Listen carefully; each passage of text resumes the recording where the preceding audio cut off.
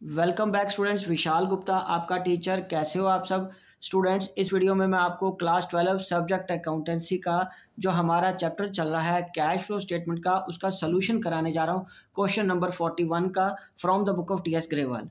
Guys ये question number 41 है, उसमें मैंने फॉर्मेट बना लिया है और वो बनानी है हमें बैलेंस शीट 31/3/21 की।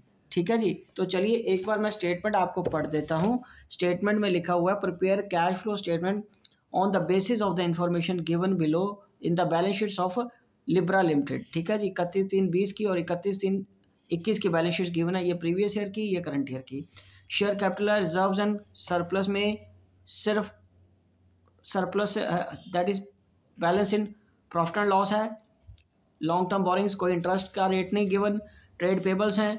तो ये सिंपल क्वेश्चन है, इसमें कुछ मुश्किल नहीं है। हाँ, कैश एंड कैश इक्विवेलेंट में ये दो चीज़ें कैश एंड कैश इक्विवेलेंट में आएंगी। ठीक है जी। तो चलिए स्टार्ट करते हैं, और ना ही कोई एडिशनल इन्फॉर्मेशन है यदि आप नीचे देख रहे हो तो।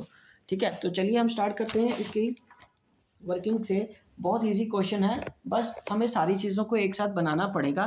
यहाँ लिखते हैं cash flow from operating activities. सबसे पहले नंबर 1 पे क्या आएगा? Cash flow from operating activities. ठीक है जी। Cash flow from operating activities पहले आ जाएगा नेट प्रॉफिट। पहले क्या आ जाएगा गाइस? नेट प्रॉफिट आ जाएगा। नेट प्रॉफिट कितना बेटे? करंट ईयर का कितना है हमारे पास? 4 लाख का, और प्रीवियस ईयर का लेस कर देना है।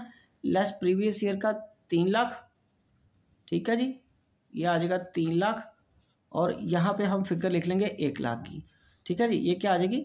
1 लाख की। और जबकि या फिर अब क्या बन गया? NP before tax. कोई और इन्फॉर्मेशन तो नहीं है, नहीं बिफोर टैक्स। ठीक है जी। तो यही फिगर हम यहाँ पे लिख लेते हैं, क्योंकि और तो कुछ है नहीं है। अब क्या करेंगे? अब और भी कुछ नहीं है हमारे पास, ना ही कोई एडिशनल इन्फॉर्मेशन में हमें इंटरेस्ट पता है, ना ही कोई नॉन ऑपरेटिंग और नॉट कैश हमें आइटम पता है। तो फिर यही चीज़ हमारे लिए क्या बन जाएगी? Operating profit. ये क्या बन जाएगा हमारे लिए? Operating profit. ठीक है गाइज, ये क्या आ गया? Operating profit. तो अब इसमें हमें क्या करना है? ये आ जाएगा बिफोर वर्किंग कैपिटल चेंजेस। यही फिगर हमारे पास यहाँ आ जाएगी। अब क्या करेंगे? इम्पैक्ट ऑफ वर्किंग कैपिटल लेना हमने। ठीक है जी। उसमें सबसे पहले ट्रेड पेबल्स में देखो, ट्रेड पेबल्स क्या हो रहे हैं?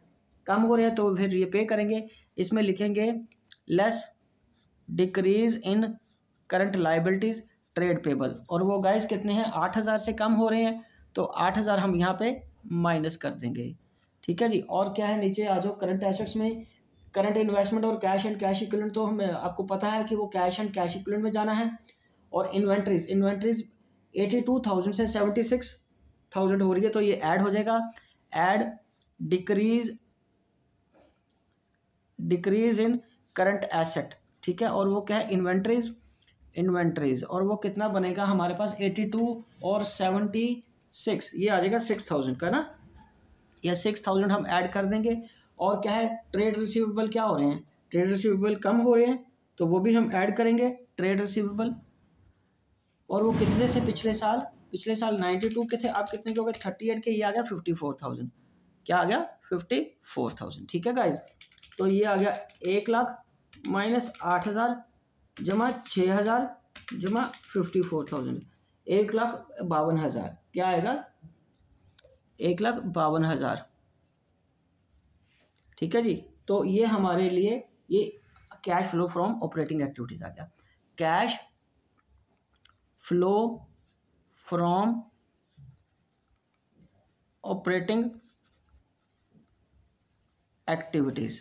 ठीक है जी। तो ये हमारे पास ये आ गया। अब उसके बाद हमें क्या बनाना है गाइस? अगले पेज पे आ जाते हैं। ठीक है। अगले पेज पे यहाँ लिखेंगे cash flow from investing activities. उसी को कंटिन्यू करते हुए यहाँ 2 नंबर पे आ जाएगा cash flow from investing activities. ठीक है जी। और ये रुपीज में क्या आ जाएगा? सिर्फ हमारे पास टेंजिबल एसेट्स कितनी है? वो बढ़ रही हैं, ये भी पेमेंट हुई है, और नॉन करंट इन्वेस्टमेंट वो भी पेमेंट हुई है। तो यहाँ पे आ जाएगा पेमेंट फॉर परचेज ऑफ, ठीक है, टेंजिबल एसेट्स। ठीक है। टेंजिबल एसेट्स कितनी की बड़ी हैं हमारे पास? 5,60,000 की पहले थी, अब कितने की होगी 8,50,000 की। तो ये पेमेंट हुई है 2,90,000 की, तो ये हमारे पास नेगेटिव फिगर आ जाएगी। उसके बाद लिखेंगे payment for purchase of non current investment, ठीक है जी। और वो कितना है, पिछले साल 1,60,000 का था, अब कितना हो गया 232 का, ये कितना आ गया 72,000 का, ये कितना आ गया गाइस 72,000 का। तो ये इसको ऐड कर लो 362 और ये कैश यूज्ड आ जाएगा। आप आंसर के साथ भी मिला के देख लीजिए, यही आंसर आ रहा है आपका, cash used in investing activities, ठीक है गाइस। और यहाँ पे अब क्या आएगा तीसरा, cash flow from financing activities, ठीक है जी, cash flow from financing activities. इसमें क्या आ जाएगा, शेयर कैपिटल कितने की बढ़ रही है 2 लाख की, तो proceeds from issue of share capital,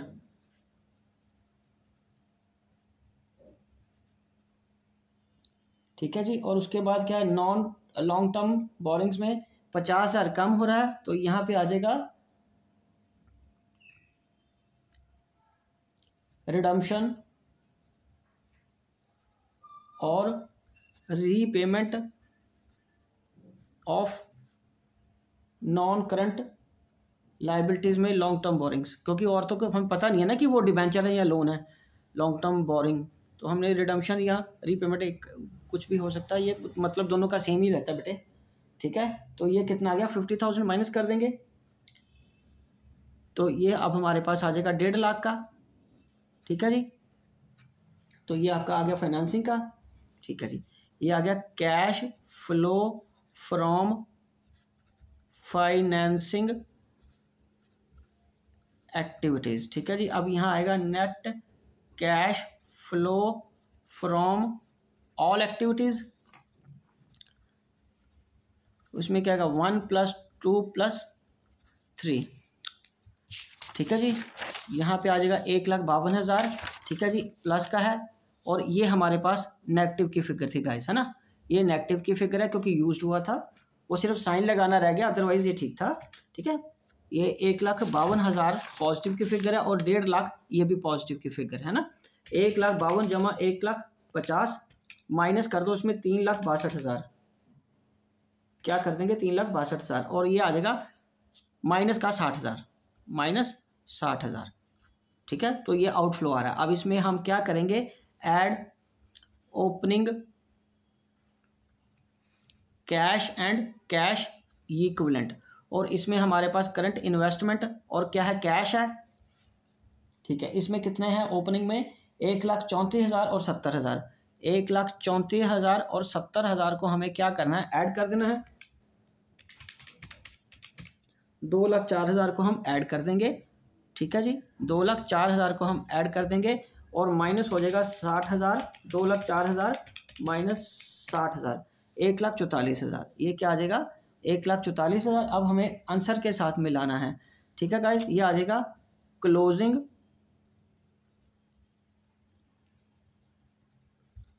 cash and cash equivalent current assets investments and cash, और क्लोजिंग कितना आपके पास 50,000 और ये कितना 94,000 और ये कितना बन गया 1,44,000, ठीक है गाइस। तो ये इसके बराबर आ गया, ठीक है जी, ये किसके बराबर आ गया, इसके बराबर आ गया क्लोजिंग में, तो यही हमारा आंसर होना चाहिए था, यही आंसर आया, ठीक है गाइस। तो इसी के साथ ये क्वेश्चन हमारा कंप्लीट होता है। आई होप कि आपको अच्छे से समझ आ गया होगा।